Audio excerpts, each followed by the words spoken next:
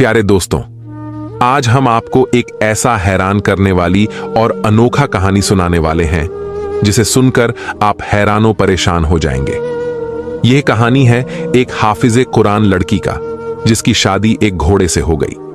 मगर दोस्तों, हैरानी की बात यह थी कि किसी इंसान की शादी एक बेजुबान जानवर से भला कैसे हो गई, वो भी एक हाफिजे कुरान लड़की से।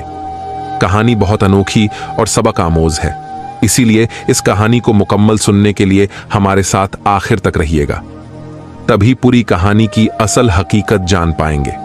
तो चलिए कहानी को सुनते हैं। एक गांव में एक सेठ आदमी रहता था। वह बहुत ज्यादा अमीर और दौलतमंद था। उसके पास बहुत सारी जमीनें थीं, नौकर चाकर थे। उसके पास किसी चीज की कोई कमी नहीं थी। उनके महल नुमा घर में बहुत सारी घोड़े भी थे। घोड़े के साथ साथ उनके पास दुनिया की हर चीज मौजूद थी। उनके इस गांव में और भी बहुत सारे अमीर लोग रहते थे।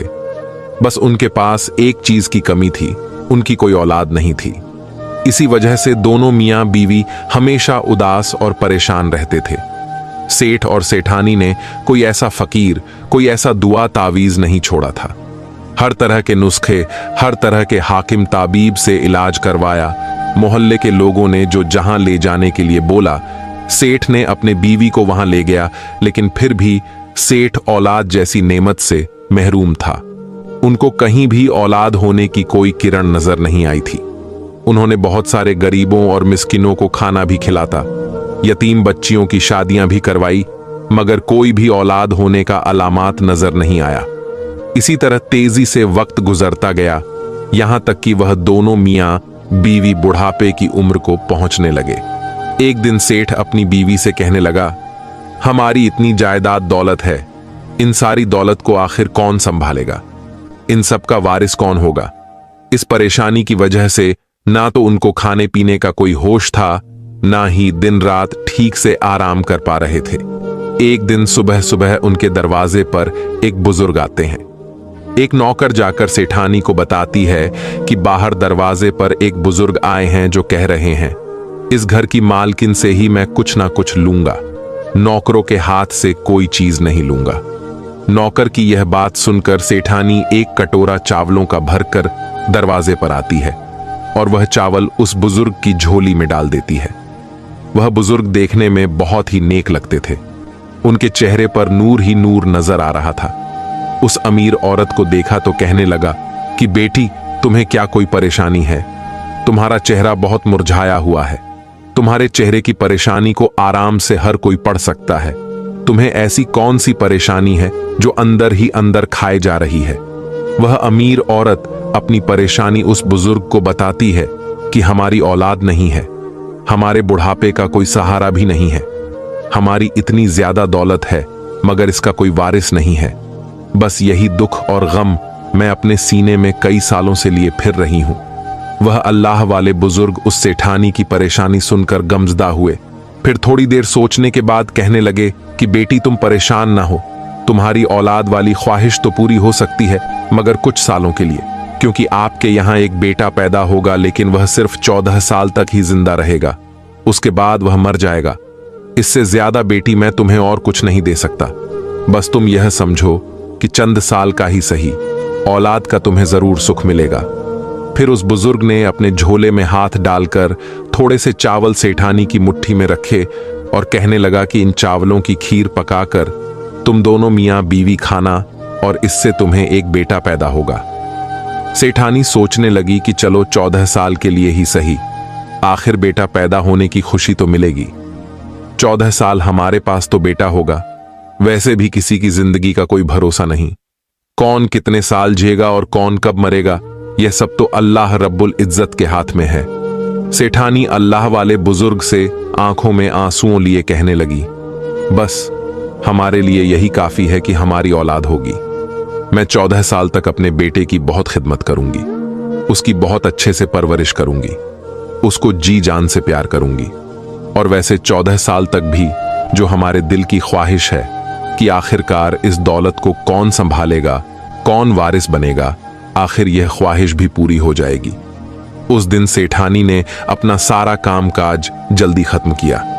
अपने शौहर के पास आई और आकर उसको सारा वाकया बताया कि देखो, इस बुजुर्ग ने हमें यह चावल दिए हैं और कहा है कि हम दोनों इसकी खीर पकाकर अगर खाएंगे तो हमारे पास एक बेटा पैदा होगा। तो वह सेठ कहने लगा कि आखिर हमने इतना कुछ किया है, इतनी हकीमों और तबीबों से इलाज करवाया है, मगर हमें उनसे कोई भी फल नहीं मिला। अब इस खीर से हमें क्या मिलने वाला है? सेठानी कहने लगी कि जब इतना कुछ किया है तो एक यह भी करके देख लेते हैं, हो सकता है इसी से हमें कुछ फल हासिल हो जाए, हमारी ख्वाहिश पूरी हो जाए। अगर हमने उस बुजुर्ग की बात ना मानी तो क्या पता वह नाराज हो जाए। उन सेठ को भी अब तक किसी बात पर भी यकीन नहीं था, लेकिन वह अपनी बीवी की वजह से मान गए, कहीं मेरी बीवी को कोई दुख ना पहुंचे। फिर दूसरे ही दिन वह दोनों मियां बीवी अल्लाह की इबादत करते हैं, उनसे दुआ मांगते हैं और फिर सेठानी उठकर खीर बनाती है। वह खीर अपने हाथों से बनाती है और उस खीर को दोनों रात को मिलकर खाते हैं और फिर सो जाते हैं। ऐसे ही कुछ दिन गुजरने के बाद सेठ की बीवी हमला हो जाती है, यानी प्रेग्नेंट हो जाती है। वह दोनों बहुत खुश होते हैं। सेठ अपनी बीवी से कहता है कि देखो, वह बुजुर्ग तो वाकई में सच कह रहे थे, उन्हीं की वजह से आज हमें इतनी बड़ी खुशी मिली है। वह जरूर कोई बहुत पहुंचे हुए बुजुर्ग हैं। ऐसे ही खुशी खुशी उसके 9 महीने गुजरे।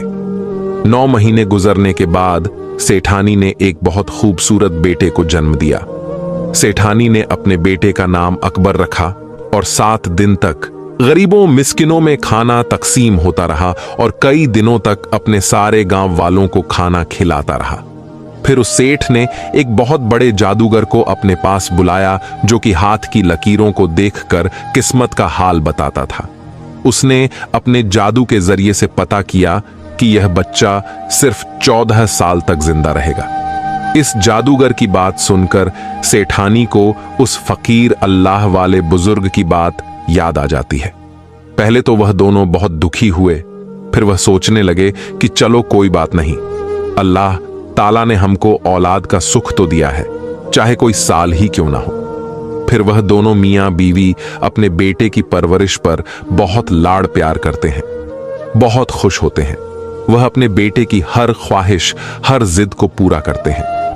आहिस्ता आहिस्ता उनका बेटा जब 7 साल का हो जाता है, सेठ अपने बेटे को घर पर ही दीन की तालीम दिलवाता है और अपने बेटे की हर ख्वाहिश को घर में ही पूरा करता है। उसकी स्कूल की पढ़ाई, हर चीज घर में हो रही थी। उसको ऐसे ही हर अच्छे बुरे का पता चल जाता है। इसी तरह से दिन गुजरते गए। अब उनका बेटा 12 साल का हो जाता है। उनका अकबर बेटा अपने बाप से कहता है कि अब्बा जान, मुझे अपनी जमीनों को देखना है। मैं तो कभी घर से बाहर नहीं निकला, मुझे इस घर के अलावा किसी चीज का इल्म नहीं। अब मुझे क्या पता कि आपकी जमीनें किस किस जगह पर हैं। पहले तो सेठ अपने अकबर बेटे की बात सुनकर परेशान हुआ, क्योंकि उसकी उम्र 12 साल हो चुकी थी और वह नहीं चाहता था कि इन 2 सालों में उनके साथ कोई अनहोनी पेश आए। मगर वह यह सब अपने अकबर बेटे को नहीं बता सकता था। फिर वह अपने चेहरे पर थोड़ी खुशी लाकर कहने लगा कि हाँ हाँ बेटा, तुम जहां चाहे चले जाओ, तुम्हें घूमकर अपनी सारी जमीनें देखनी चाहिए। आखिरकार कल को तुम ही सारी जायदाद के वारिस बनोगे। लेकिन एक बात याद रखना, तुम क्या कर रहे हो, कहां जा रहे हो, यह तुम कभी भी किसी से मत बताना। उनका अकबर बेटा बहुत ही फर्माबरदार था। उसने कहा कि ठीक है बाबा जान, मैं कभी भी किसी को कुछ नहीं बताऊंगा। एक दिन वह सेठानी अपने शौहर से कहती है कि आप मेरे बेटे की शादी कर दें, ताकि मेरा बेटा अपनी बची हुई जिंदगी को अच्छे से गुजार सके। सेठ ने कहा कि ठीक है, मगर इसकी उम्र इतनी कम है, हम कैसे इसकी शादी करा दें। फिर सेठ अपने बीवी से कहने लगा, मुझे पहले उस फकीर बुजुर्ग से पूछना होगा जिसने हमें 12 साल पहले बेटे की खुशखबरी सुनाकर यह बताया था कि आपका बेटा 14 साल जिंदा रहेगा। फिर वह अपने नौकरों को हुक्म देता है कि तुम उस फकीर बुजुर्ग को तलाश करके लाओ जो 12 साल पहले हमें चावल देकर गया था। उसके नौकर काफी ज्यादा उस फकीर अल्लाह वाले बुजुर्ग को ढूंढते हैं। आखिरकार उनको बुजुर्ग मिल जाता है, जो कि जंगल में बैठकर अल्लाह की इबादत कर रहे थे। फिर उन बुजुर्ग फकीर को बड़े ही प्यार और अदब एहतराम के साथ उस महल में लाया गया। सेठ उनके सामने हाथ जोड़कर बैठ गया और उनको कहने लगा कि सरकार, 2 साल मेरे बेटे की जिंदगी बाकी रह गई है। अब मैं अपने बेटे की शादी करना चाहता हूं, तो आप मुझे बताएं कि मैं अपने बेटे की शादी कैसी लड़की से करूं। उन फकीर बुजुर्ग ने कहा कि आप अपने बेटे की शादी एक हाफिजे कुरान लड़की से करवाएं, जो नेक और परहेजगार भी हो, क्योंकि दुआ एक ऐसी चीज है जो तकदीर बदल सकती है। और अगर आपकी बहू हाफिजे कुरान होगी तो अपने शौहर के लिए कुछ भी कर सकती है। फिर उस सेठ ने हाफिजे कुरान लड़की को तलाश किया और अपने अकबर बेटे का निकाह उस लड़की से करवा दिया। वह गरीब घर से थी, मगर बहुत ही नेक और परहेजगार थी। सेठ ने अपने अकबर बेटे को नसीहत की, बेटा, तुम कहीं भी जाओ, कुछ भी करो, मगर अपनी बीवी को इस बात की खबर ना होने देना।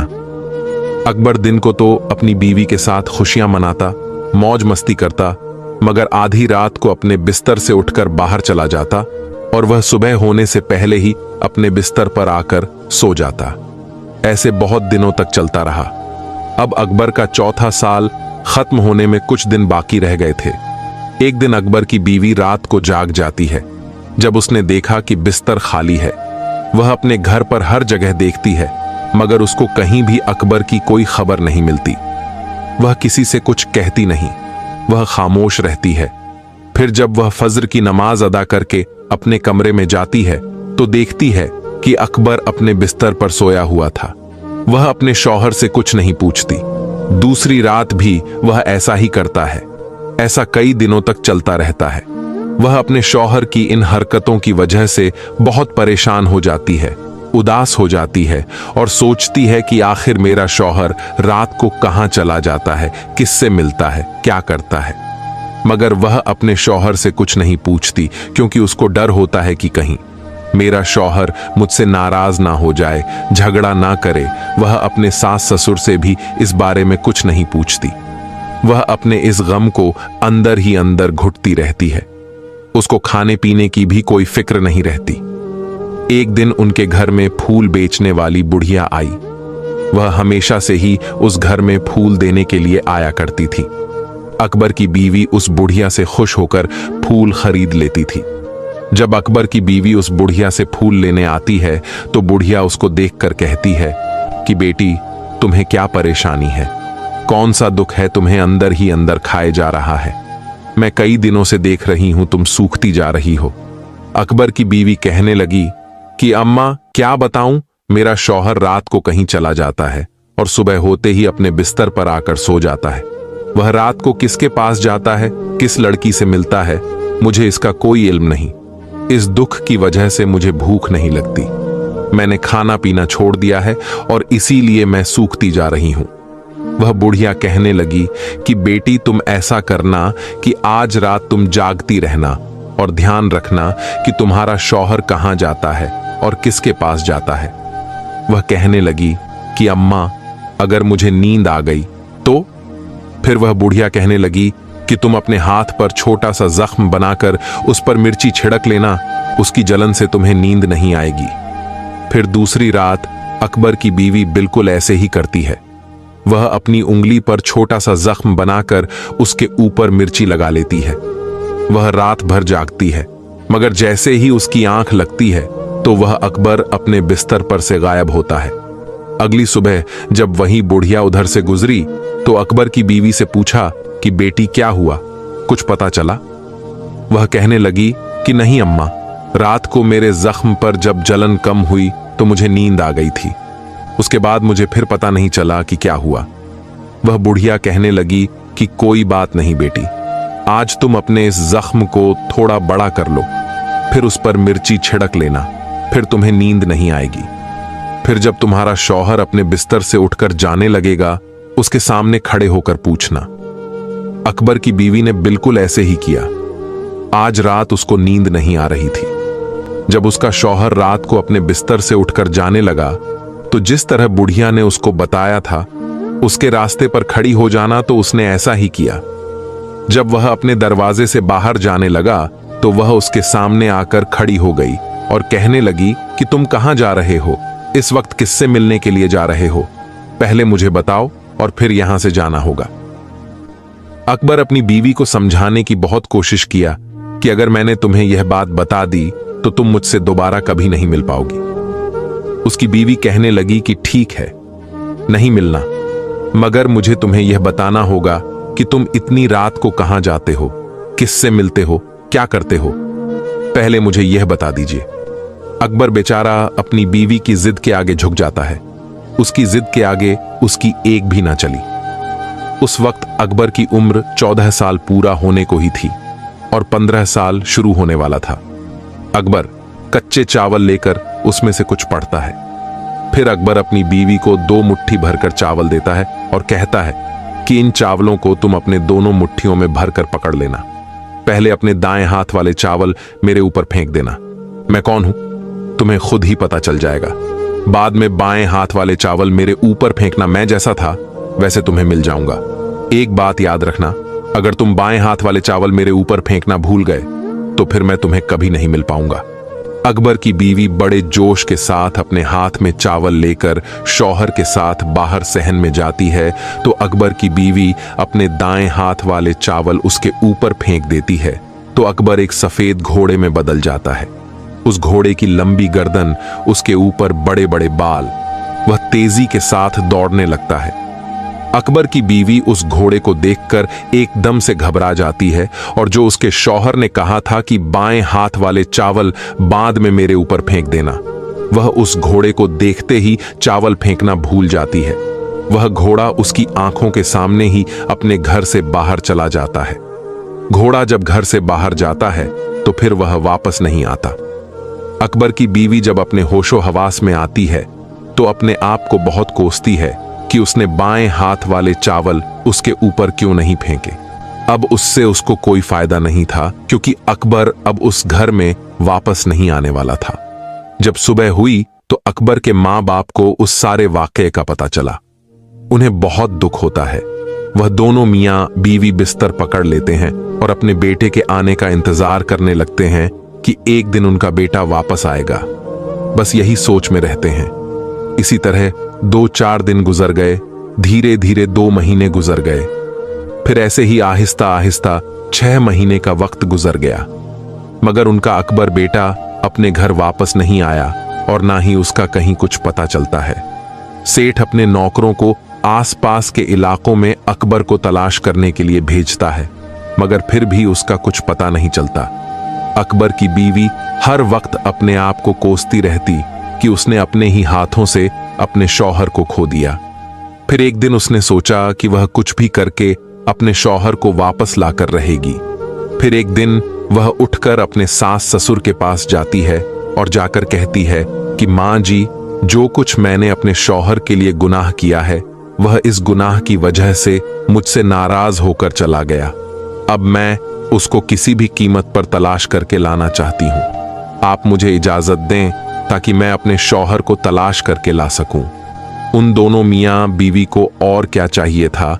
अगर उनका बेटा किसी भी तरीके से वापस आता है तो उनको इसे बड़ी खुशी क्या चाहिए। अकबर की बीवी को उसके सास ससुर इजाजत देते हैं और कहते हैं कि बेटी, तुम्हें जो करना है करो, जहां जाना है जाओ, मगर हमारे बेटे को वापस लेकर आओ। जाओ, अल्लाह तुम्हें कामयाब करे। अब सेठ की बहू अपना रूप बदलकर एक बहुत बड़ी आलिमा बन जाती है। वह अपने आप को हिजाब में लपेट कर रखती है। अल्लाह की इबादत गुजार वह पहले ही बहुत ज्यादा थी।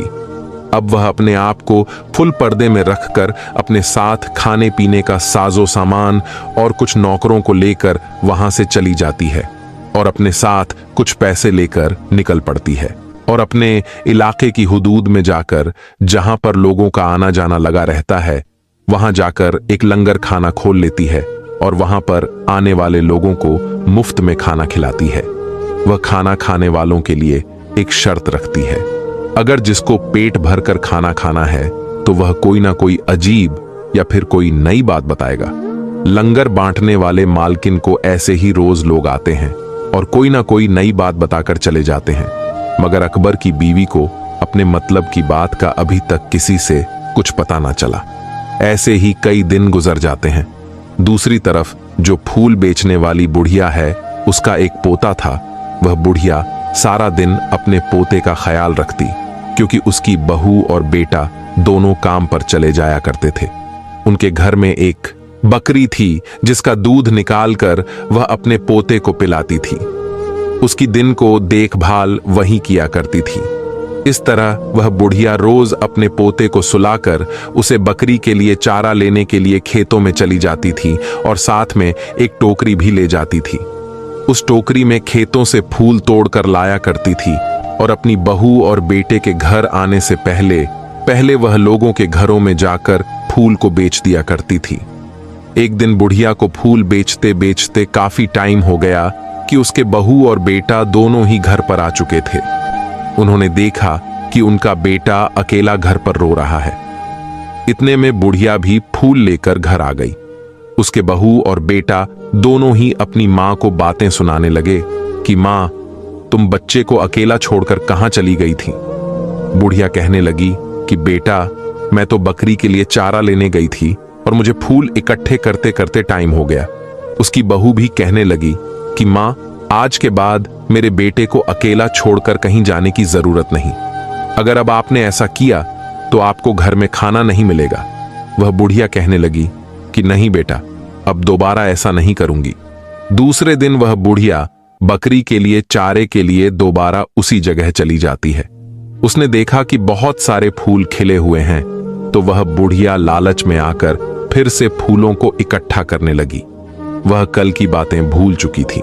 फिर वह फूल इकट्ठे करते करते फिर से काफी लेट हो गई। जब वह घर आई तो उसकी बहू ने उस बुढ़िया को घर से निकाल दिया। वह बुढ़िया रात भर बाहर अंधेरे में बैठी रही। सुबह होते ही वह फिर से फूल इकट्ठे करने के लिए निकल गई। इस दिन उसको फूल इकट्ठे करते करते काफी अंधेरा हो गया। जब उसने देखा कि आपके काफी अंधेरा हो गया है तो उसको गांव का कोई रास्ता ठीक नजर नहीं आ रहा था और वह अंधेरे में अपनी आंखें खोल खोल कर देखती, मगर उसको रास्ता ठीक से पता नहीं चल रहा था। फिर वह थोड़ा आगे चली तो उसने देखा कि एक गाय जिसके गले में एक घंटी वाली रस्सी लगी हुई थी, जो कि मैदान में घास चर रही थी। उस बुढ़िया ने सोचा कि मैं इस गाय के पीछे पीछे चलती हूं तो गांव में पहुंच जाऊंगी। यही सोचकर बुढ़िया उस गाय के पीछे पीछे चलने लगी। गाय चलते चलते कई मैदान पार कर जाती है। जब वह 7वें मैदान पर आती है तो उस मैदान पर एक बड़ा सा पत्थर होता है। जब गाय ने अपना सींग के साथ उस पत्थर को मारा तो पत्थर अपनी जगह से हिला, तो बुढ़िया ने देखा कि वहां पर एक घर है जहां पर नीचे जाने के लिए सीढ़ियां थीं। वह गाय सीढ़ियां नीचे उतरने लगी तो बुढ़िया भी उस गाय के साथ सीढ़ियां नीचे उतरती आ रही थी। उस बुढ़िया ने देखा कि उस घर के अंदर तो हर तरफ रोशनी ही रोशनी है। उस बुढ़िया को घर के अंदर कुछ अजीब सा मंजर देखने को मिला। गाय के गले में जो घंटी वाली रस्सी थी वह अपने आप उतर गई और गाय एक जगह जाकर खड़ी हो गई। उस गाय का कोई दूध निकाल रहा था, मगर कौन निकाल रहा था कुछ दिख नहीं रहा था। उस बुढ़िया को कोई दिखाई नहीं दे रहा था। वह बुढ़िया यह सब कुछ देखकर घबरा गई और सोचने लगी कि हाय अल्लाह, मैं किस जगह पर आकर फंस चुकी हूं। वह बुढ़िया इधर उधर छुपने के लिए जगह तलाश करने लगी, मगर उसको कोई जगह ना मिली। हर जगह तो रोशनी थी। फिर वह बुढ़िया एक कोने में जाकर खड़ी हो गई। जो कुछ वहां हो रहा था वह बुढ़िया खामोशी के साथ देखने लगी। फिर चंद लम्हे बाद एक सफेद घोड़ा दौड़ता हुआ आया। जैसे ही वह घोड़ा उस घर के अंदर दाखिल हुआ, देखते ही देखते वह घोड़ा अकबर बन गया। फिर देखते ही देखते उस अकबर ने बहुत ही खूबसूरत लिबास पहने और वहां एक पलंग पड़ा हुआ था, वहां पर आकर बैठा। उसके सामने एक खाने की प्लेट और प्याली दूध भरी आई। वह भी कई तरह तरह की चीजें पेश की गई और सामने एक कौवा बैठा हुआ था। अकबर ने खाना खाया, दूध की प्याली ली और मुंह में पान खाया। फिर सोने से पहले कौवे से पूछने लगा कि ए कौवे, बता कि मेरे माँ बाप अब क्या कर रहे हैं। तो उस कौवे ने जवाब दिया कि आपके माँ बाप आपके घर छोड़कर जाने की वजह से बहुत दुखी है। फिर वह बोला कि हमारी जमीन कौन संभाल रहा है। कौवा कहने लगा कि सेठ साहब एक खास नौकर संभाल रहा है। फिर उसने पूछा कि मेरी हाफिजे कुरान बीबी क्या करती है। कौवे ने कहा कि आपकी बीबी इलाके के बाहर जाकर लोगों को लंगर बांटती है, मुफ्त में खाना खिलाती है और उनसे हर नई बात के बारे में पूछती है। अकबर यह सब पूछने के बाद उस पलंग पर सो गया। बुढ़िया कोने में खड़ी होकर यह सब कुछ देख रही थी। उसने ऐसा अजीब मंजर जिंदगी में पहली बार देखा था।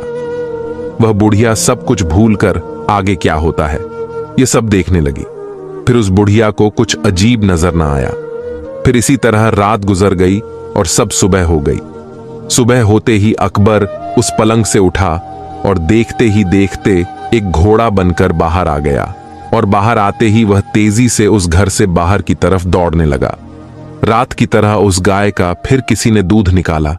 उसके गले में फिर से घंटियां आ गईं। फिर वह गाय भी घर की सीढ़ियां चढ़ने के लिए आगे बढ़ी तो बुढ़िया ने सोचा कि मैं भी इस गाय के पीछे ही इस घर से अब निकलना समझदारी समझूंगी। अगर यहां रही तो यह ना हो कि किसी मुसीबत में फंस जाऊं। वह बुढ़िया भी जल्दी से उस गाय के पीछे पीछे उस घर से बाहर निकल आई। जब वह गाय के साथ उस घर से बाहर आई, बाहर आते ही उस गाय के मुंह के आगे फिर से बड़ा पत्थर आ गया। वह गाय जंगल की तरफ खेतों में चली गई और बुढ़िया कुछ सोचते हुए उस इलाके की तरफ जाने लगी। वह सोच रही थी कि यह जो कुछ रात को मैंने देखा है जल्दी से किसी को बता दो, ये ना हो कि मैं भूल जाऊं। फिर उसको एकदम से याद आया, इस इलाके में एक बहुत ही नेक औरत है जो कि नई बात बताने वाले को बहुत ही उम्दा किस्म का खाना खिलाती है और मुझे तो वैसे ही बहुत ज्यादा भूख लगी हुई है। अगर उसने एक औरत को मेरी नई बात पसंद आ गई तो बाकी की सारी जिंदगी खाने पीने की जो परेशानी है खत्म हो जाएगी। फिर वह चलते चलते उस इलाके में पहुंच गई। उस नेक औरत ने एक झोपड़ी बनाई हुई थी जहां पर वह लोगों को खाना खिला रही थी। जैसे ही बुढ़िया उस झोपड़ी के अंदर दाखिल हुई, वह फौरन से कहने लगी कि मुझे जल्दी से खाना दो, मुझे बहुत ज्यादा भूख लगी हुई है। जब अकबर की बीवी को यह मालूम हुआ कि एक बुढ़िया खाने के लिए आई है तो उसने अपने नौकरों को कहा कि जल्दी से इस बुढ़िया के लिए अच्छे से खाने का इंतजाम करो। नौकरों ने जब बुढ़िया से पूछा, आप इतनी जोर जोर से क्यों चिल्ला रही थीं? बुढ़िया कहने लगी कि कुछ नहीं बेटा, मैंने सुना है यहां पर मुफ्त खाना मिलता है, इसलिए मैं खाने को चली आई। वह नौकर कहने लगा, ठीक है, आपको खाना मिल जाएगा, मगर इसके लिए आपको एक नई बात बतानी होगी। वह बुढ़िया कहने लगी कि हां, मुझे एक नई बात पता है। तो वह नौकर उस बुढ़िया को अंदर लेकर आए, क्योंकि अकबर की बीवी का हुक्म था कि अगर कोई बूढ़ा बुजुर्ग यहां पर खाने के लिए आए, उसको बहुत अच्छे से खिदमत करना। फिर उस नौकर ने उस बुढ़िया को बहुत अच्छे और उम्दा किस्म के खाने दिए। वह बुढ़िया 2 दिन से भूखी थी। वह इतने अच्छे खाने देखते ही खाने पर टूट पड़ी।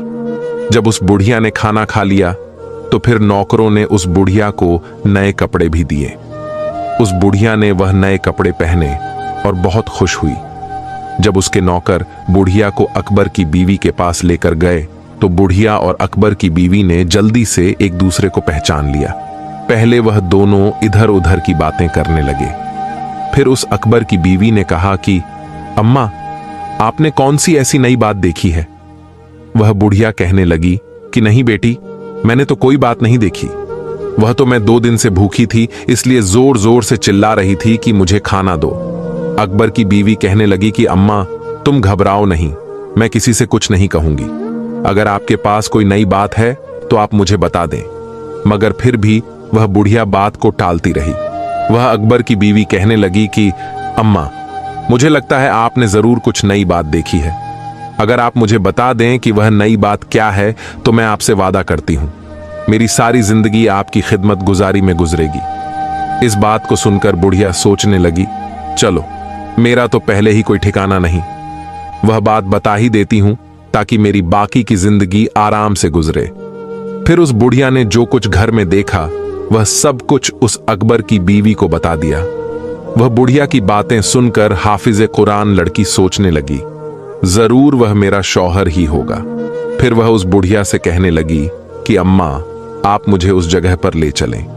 वह बुढ़िया कहने लगी कि नहीं बेटा, वह मुझे शैतानी जगह लगती है और तुम एक हाफिज कुरान लड़की हो, तुम्हें वहां पर कोई नुकसान भी हो सकता है।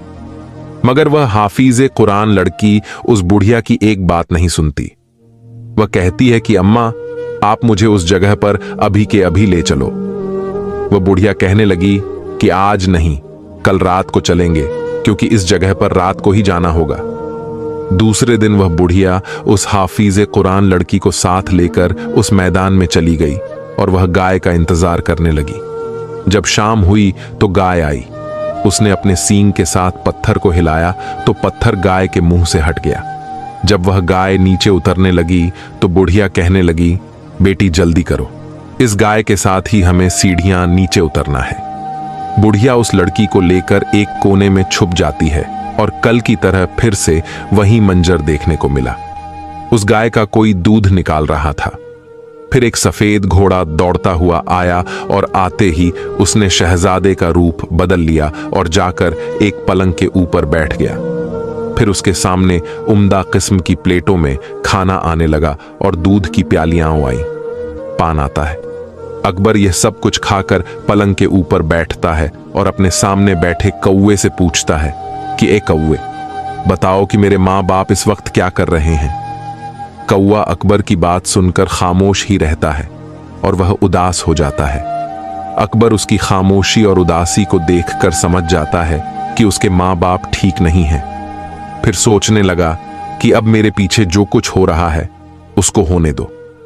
फिर जब सोने के लिए लेटता है तो वह उस हाफिज कुरान लड़की की बर्दाश्त अब खत्म हो जाती है। वह भाग कर आती है और अपने शौहर के पांव पकड़ने लगती है।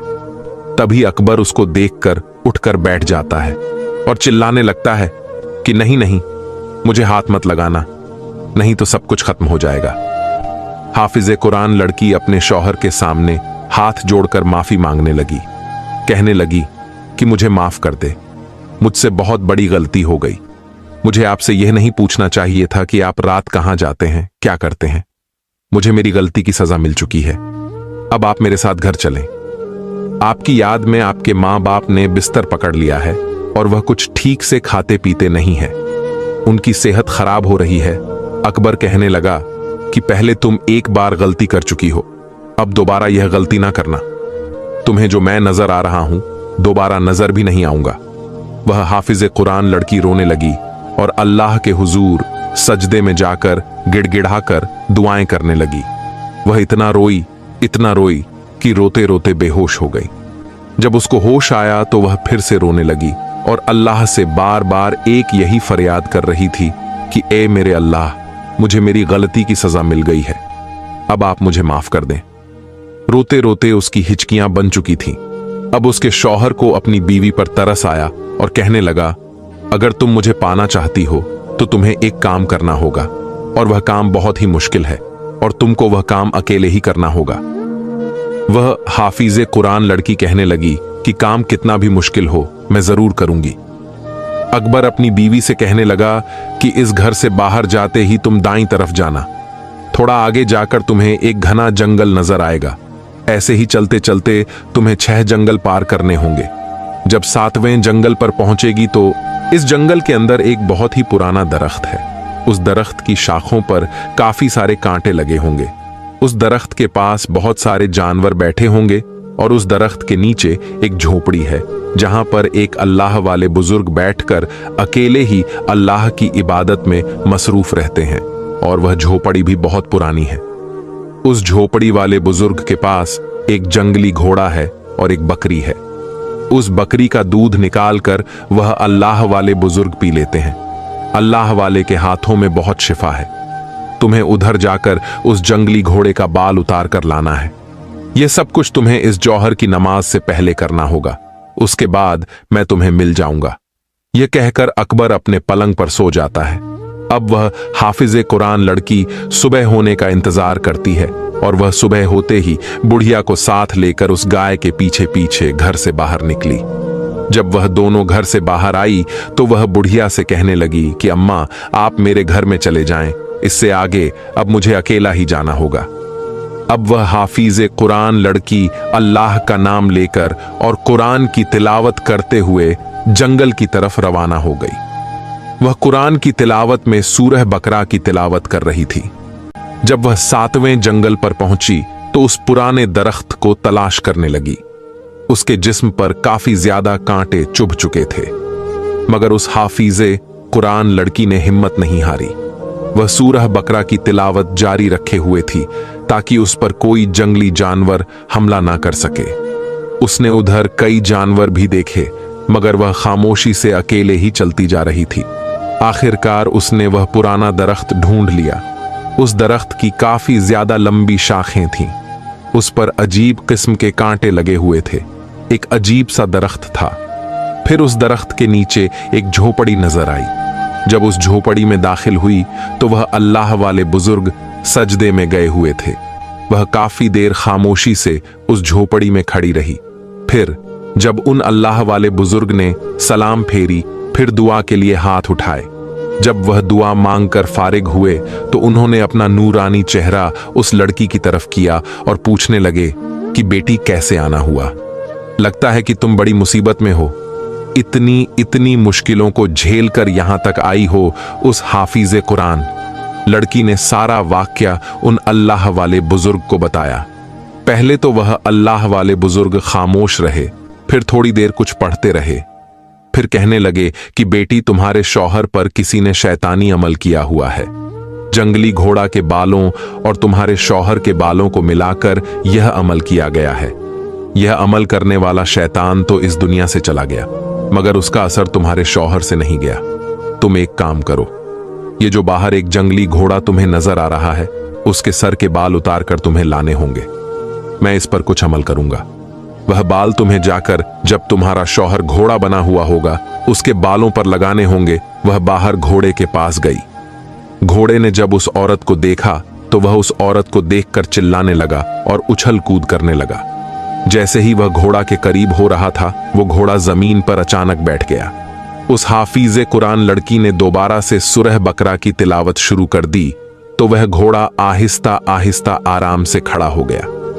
फिर उस हाफिजे कुरान लड़की ने उस घोड़े के सर पर प्यार से हाथ फेरना शुरू कर दिया और हाथ फेरते फेरते कुछ बाल उतार लिए।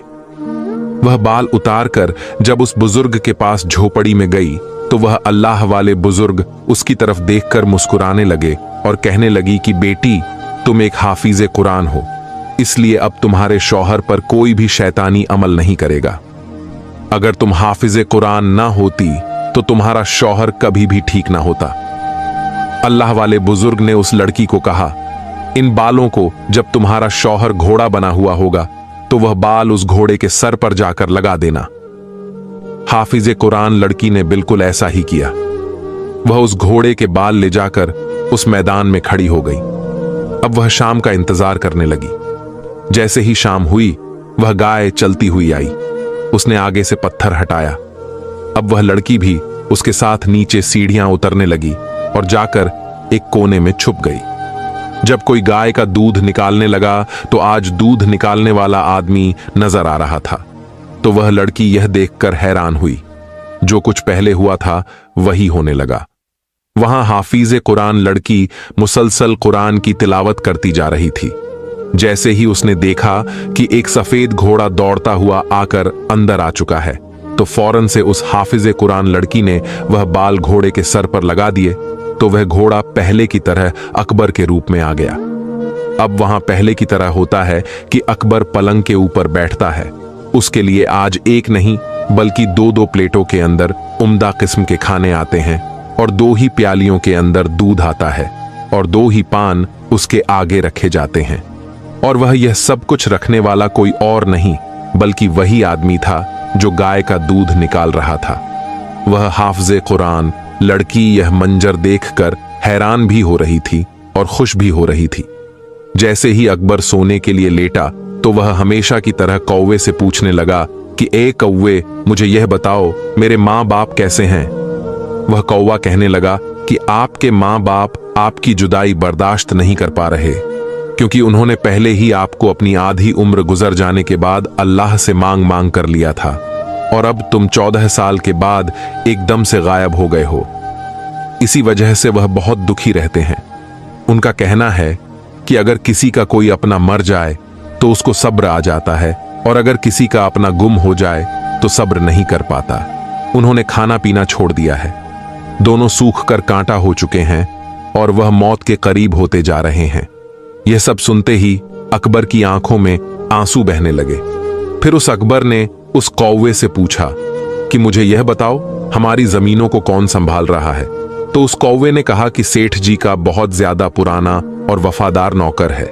अब वही नौकर अपने मालिक से बेवफाई कर रहा है। वह सारी जमीनें आहिस्ता आहिस्ता हड़प रहा है और उस गांव के लोगों पर अब उसने बहुत ज्यादा जुल्म शुरू कर दिए हैं। यह सब सुनकर अकबर बहुत ज्यादा परेशान हो गया। फिर उस अकबर ने कहा कि कौवे, मुझे यह बताओ कि इस वक्त मेरी हाफिज़े कुरान बीवी क्या कर रही है? कौवा यह सुनकर खामोश रहा। यह सुनकर हाफिज़े कुरान लड़की अपने शौहर के सामने आकर खड़ी हो गई। उसके हाथ में कांटों की वजह से जख्मी हो गए थे और उनसे खून बह रहा था। अकबर ने यह सब देखा तो वह समझ गया कि मेरी बीवी जंगल से वापस आ चुकी है। फिर उस लड़की ने अपने दुखते हुए हाथों से अपने शौहर के चेहरे पर हाथ लगाया तो वह रोने लगी। कहने लगी कि मुझे सच बताइए कि अब आप दोबारा से घोड़ा नहीं बनेंगे ना? अकबर कहने लगा कि नहीं, अब मैं दोबारा घोड़ा नहीं बनूंगा, क्योंकि मेरी बीवी ने बहुत सारी मुश्किलें उठाई हैं और एक हाफिज़े कुरान लड़की है। फिर वह अपने शौहर का हाथ पकड़कर उसको अपने महल नुमा घर के अंदर लेकर आई। जब उनके मां बाप ने अपने अकबर बेटे को देखा, जिनमें उठने की ताकत नहीं थी, वह अपने बेटे को देखते ही एकदम से उठकर खड़े हो गए। उन दोनों ने अपने बेटे को गले से लगा लिया। फिर उस हाफिज़े कुरान लड़की ने अपने सास और ससुर को सारा वाकया सुनाया और कहने लगी कि आज के बाद आपका बेटा कभी भी घोड़े में तब्दील नहीं होगा। वह बहुत खुश हुए तो सेठ अपने बेटे और बहू से कहने लगा कि बेटा, जब मैंने तुम्हारी शादी करने का इरादा किया था, मुझे उस फकीर बुजुर्ग ने कहा था कि तुम अपने बेटे की शादी एक हाफिज़े कुरान से करवाना, क्योंकि जो हफीज़े कुरान होता है वह कुरान को अपने दिल में बसा लेता है, और जो दोनों जहान का बादशाह को अपने दिल में बसता है उस पर कोई भी शैतानी अमल काम नहीं करता। उसके साथ साथ उसके घर में रहने वालों पर भी कोई शैतानी अमल नहीं हो सकता। फिर उस अकबर ने उस नौकर को सजा दिलवाई जो कि उनकी जमीनों को संभाल रहा था, और अपनी जमीनों को अब वह खुद संभालने लगा। इसी तरह वह सारे हंसी खुशी जिंदगी बसर करने लगे। आखिर में अल्लाह पाक से यही दुआ है कि अल्लाह पाक हमें हुजूर की बताई हुई बातों से जिंदगी गुजारने की तौफीक अता फरमाए। आमीन। इस वीडियो को एक लाइक भी जरूर कर दीजिएगा, क्योंकि लाइक करने से यूट्यूब इस वीडियो को और भी लोगों तक पहुंचाता है। और हाँ, इस वीडियो को शेयर भी कर दे। हो सकता है आपके एक शेयर से यह बात किसी के दिल में उतर जाए और हम सबके लिए सदकाए जारिया बन जाए।